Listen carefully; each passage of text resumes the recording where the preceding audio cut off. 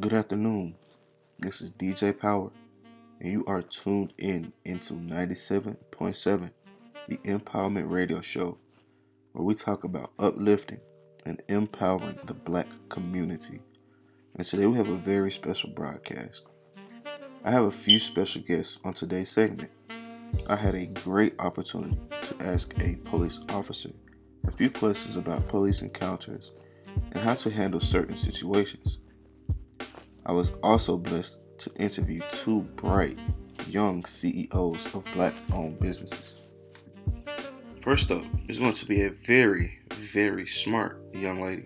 She is from Atlanta, Georgia, and she is currently a student at Savannah State University. Give it up for our special guest. Adeline Amelia. How are you doing today, Adeline? I'm good. How are you? I'm doing fine. Tell the viewers and the listeners a little bit about yourself and your business. Okay, well, I started my business on Savannah State campus in 2019. I wanted to make money. Basically, I don't really like working for people, so I knew I wanted to start my own business. So I invested a little bit of money into finding the best vendor in Africa because I wanted my waist beads to be authentic. Found the best vendor and I got them shipped to me, and it was just up from there. I just started selling waist beads on campus. So when you were in your dorm, what made you think about starting a business? Well, in college, you're broke for the most part. So I just wanted to make my own money and not ask my parents for money or anything, just be my own boss. What do you want their overall goal to be for your business? For it to keep growing and elevating every time, every year, every chance, every course. So what does being a businesswoman mean to you? What does the business mean to you? The business to me means being able to show younger females that it's capable. Like, you can be your own boss, and it's a learning experience, but it can happen. So to me, it's just an example for the younger community, younger students and younger kids in our community. If you could restart your business, would you change anything or do anything differently? I really wouldn't. I think I've made some good decisions. I've definitely taken some L's, but each L is a lesson, and I just continue to go on from there. In your own opinion, do you believe that the waist beads carry different meanings? In my own opinion, I don't believe that they do, but I do know there is some people out there who believe that they do. If you had any advice for any other black-owned businesses out there, what would you tell them? Keep going, don't give up, keep pushing and promoting. Alright, so I just want you to give your business a little shout out. Give the people what name of the website, contact information, and all the information they need to contact. Okay, y'all can follow us on Instagram at Ohema the Collection. That's OHEMAA the Collection. And follow us on Twitter at Ohema the COLL. And our website is ohemathecollection.com. Well, Adeline, we want to thank you for being a part of this interview at the Empowerment Radio Station today. We want to wish you and your business the greatest of luck and the greatest of wishes. And this has been an interview by your one and only host, DJ Power, from the Empowerment Radio Show. And we'll be right back to the show right after this 30-second radio mix.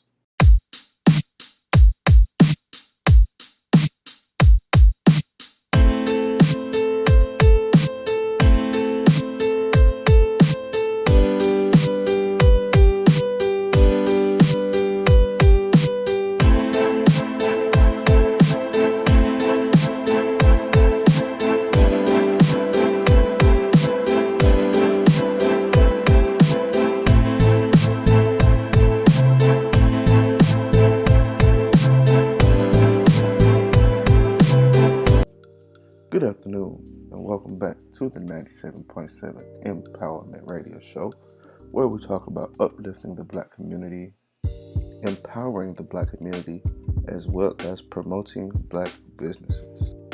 This segment is about the great opportunity I had to sit down and speak with Officer Terrence Floyd. I just want to give him a huge shout out for everything he has done for the country and as well as his community. The first question I asked Mr. Floyd was, from a police officer to a civilian, could you give us any tips on how to properly handle a police encounter? And his answer was clear: cooperative at all times. and to also be transparent with the officer. If there is anything in the car, just be forthtelling. Tell them that way there's no surprises. You want to keep your hands in plain sight at all times and make sure you roll all 4 of your windows down. That way the officer knows that you're ready to comply with anything that he has to say. The second question I asked Mr. Floyd is, do you believe that most police officers are held responsible for their actions? His response was he believes most officers are held responsible for their actions, but unfortunately, the public doesn't get the chance to see it. And also, they are not highly publicized because it's a part of their daily routine. And the last question that I asked Officer Floyd was, even though you are a police officer, how do you typically handle police encounters? His response was, the number one thing he tries to do all the time is to remain calm and stay polite. When you're polite to the officer, the situation just seems more natural. He says he wants to remain calm, that way the officer will remain calm as well. And this has been another Sit Down segment on 97.7.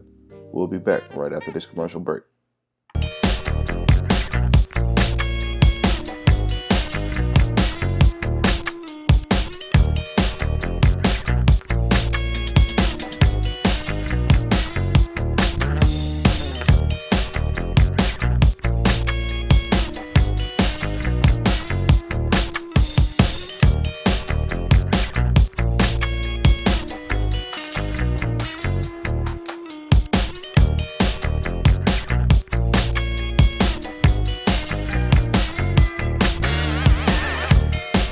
And once again, welcome back to the 97.7 Empowerment Radio Show.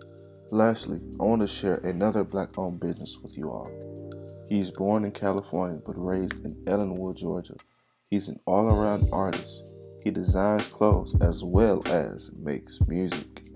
Today I have a very special guest, another brilliant mind behind a Black-owned business. Tell the people who you are and what you do. Hey, how y'all doing? My name is Roy the Artist. I am the creative director and CEO of Mask. It's an up-and-coming luxury streetwear brand, and I'm just putting my all into it, trying to grow, get better and better at designing every day. So my first question to you is, what is Mask and what does Mask mean to you? Mask is all of us. Mask is the people. Mask is each and every one of us, and the better half of each and every one of us. So what do you want your overall goal to be for your business? My overall goal is high fashion. I want to take this luxury streetwear brand to the next level. Got big goals in mind. I would love to, one day take it overseas, Paris Fashion Week, Europe, Italy, all those type of events, New York Fashion Week, just as big as it can be. I see that.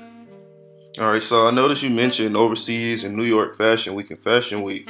If you could collab with another celebrity and clothing brand, who would you choose and why? If I could collab with any other clothing brand right now, it would have to be Mike Amiri. And I say that because I really like what he's got going on and his just art of designing. He's really nailing it right now.